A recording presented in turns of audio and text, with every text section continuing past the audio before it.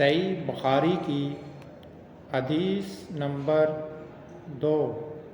ایک شخص حارث بن ہشام نامی نے عین حضرت صلی اللہ علیہ وآلہ وسلم سے سوال کیا تھا کہ حضور آپ پر وحی کیسے نازل ہوتی ہے؟ آپ صلی اللہ علیہ وآلہ وسلم نے فرمایا، کہا کہ وحی نازل ہوتے وقت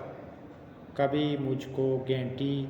کی جیسی آواز محسوس ہوتی ہے، اور وحی کی یہ کیفیت مجھ پر بہت شاق گزرتی ہے۔ جب یہ کیفیت ختم ہوتی ہے تو میرا دل و دماغ پر اس فرشتے کے ذریعے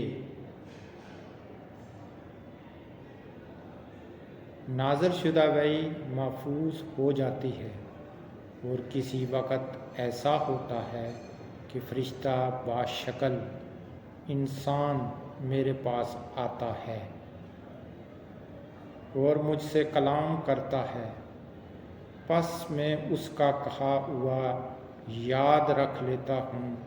حضرت عائشہ رضی اللہ عنہا کا بیان ہے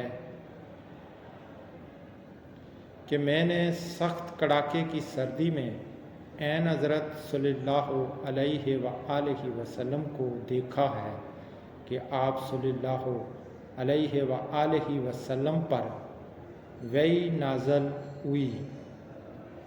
اور جب اس کا سلسلہ موقوف ہوا